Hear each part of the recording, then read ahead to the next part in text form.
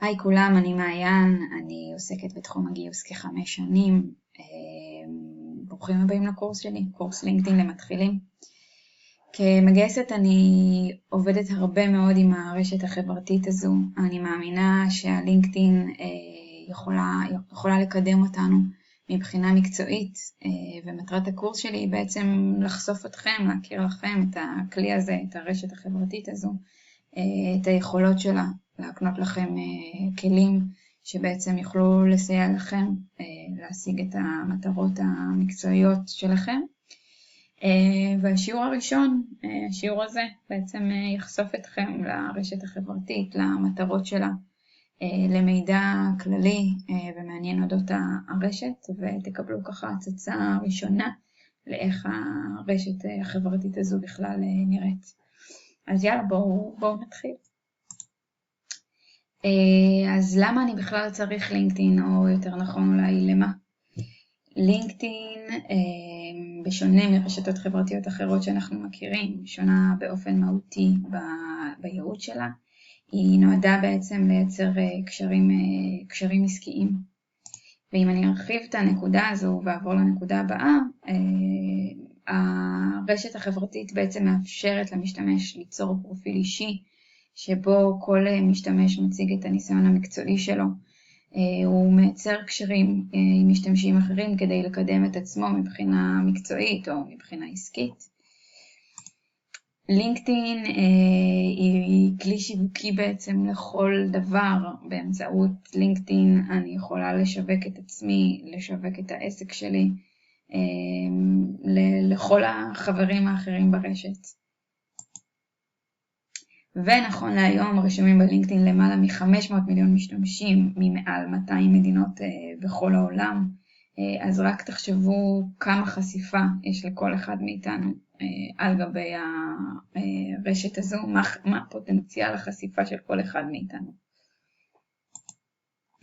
אז איך זה בעצם עובד? בניגוד לרשתות חברתיות אחרות, לינקדאין היא לא מקום שמקובל להעלות בו פוסטים כליליים, כל מיני תמונות מהבילוי האחרון שלי בסוף השבוע.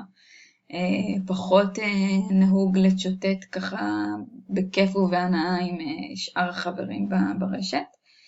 חברי הרשת בלינקדאין הם בעצם פרופשיונלס, כל משתמש בעצם מפרט את תפקיד העבודה הנוכחי שלו, כמו גם תפקידי העבר שלו, ממש כמו במסמך קורות חיים שנמצא אונליין על גבי הרשת החברתית וחשוף לכולם. כמובן שכן יש לי גם בלינקדאין את היכולת להגדיר הגדרות פרטיות, ככה שאני יכולה לבחור מה לחשוף ולמי לחשוף. אז הנה כמה עובדות מעניינות על לינקדאין, שאני חושבת שככה באמת יעניינו אתכם. לינקדאין נוסדה בשנת 2002, אגב פייסבוק בשנת 2004, אז אם אנחנו מסתכלים על ותק, לינקדאין באופן מפתיע ותיקה יותר לינקדאין ותיקה יותר מפייסבוק. אם דיברנו קודם על 500 מיליון משתמשים בכל העולם, אז רק בישראל רשומים כמיליון משתמשים. ככה גם אם קהל היעד שלי הוא ישראלים בלבד, פוטנציאל החשיפה עדיין נשאר גדול יחסית. בכל שנייה מצטרפים 2 חברים חדשים ללינקדאין. הנתון הזה הוא כמובן נתון עולמי, לא לישראל בלבד.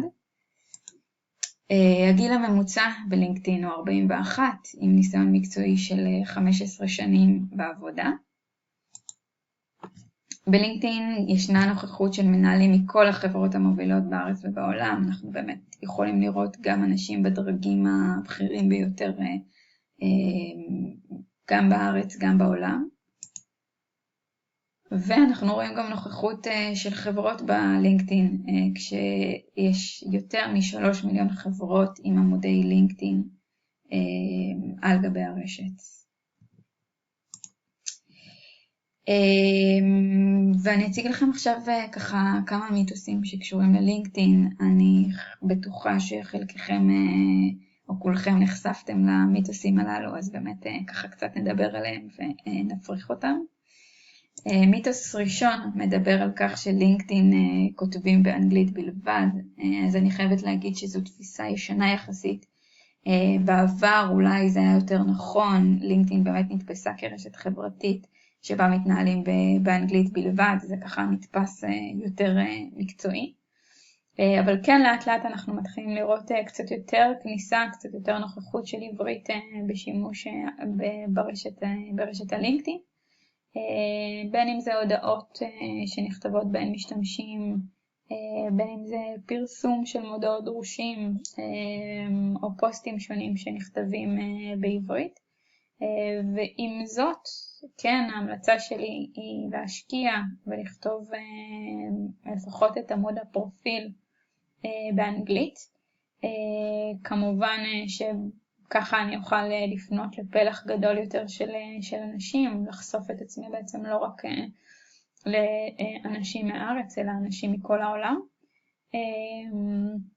מה גם שהממשק של הלינקדאין עדיין לא תומך באופן מלא בעברית, העימוד הוא עושה בעצם עימוד לא נכון.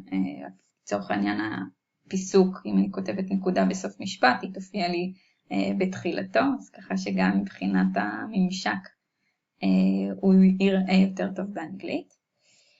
מיתוס נוסף מדבר על כך שהלינקדאין היא רשת חברתית שמטרתה, שבעצם הייעוד שלה הוא לחיפוש עבודה או לגיוס עובדים. וזה מיתוס ששמעתי אותו הרבה פעמים. אנשים בעצם מייחסים את הייעוד הזה ללינקדאין, אבל למעשה, אם נדבר בנתונים, רק 10-15 מכלל המשתמשים בלינקדאין הם מחפשי עבודה בפועל. הלינקדאין, כמו שכבר דיברנו ואמרנו לפני כן, רשת חברתית עסקית, רשת חברתית מקצועית למטרות נטוורקינג, וככזו בעצם מנהלים, אנשי גיוס, מנצלים על הדרך את הפלטפורמה הזו לגיוס עובדים, או אנשים משתמשים מנצלים את זה לחיפוש עבודה. אבל עם זאת, המטרה העיקרית של הלינקדאין היא לא זו. ומיתוס אחרון עליו נדבר,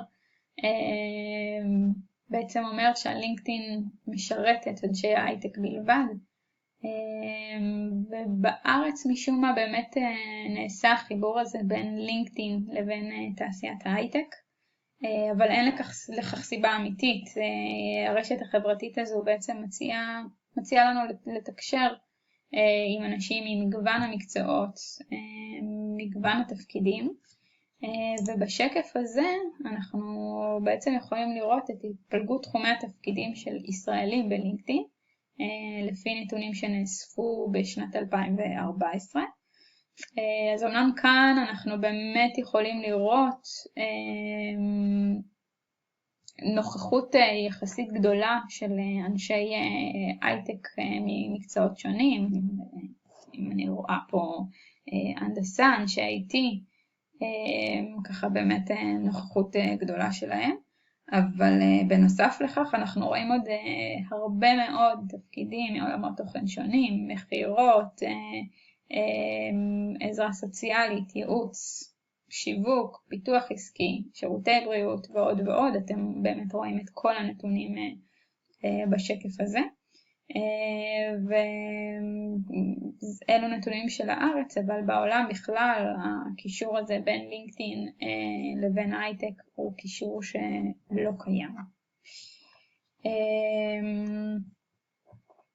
אז ככה בזה אנחנו מסיימים את המצגת הזו ואנחנו ממשיכים בשיעור, אז ניפגש אחר כך.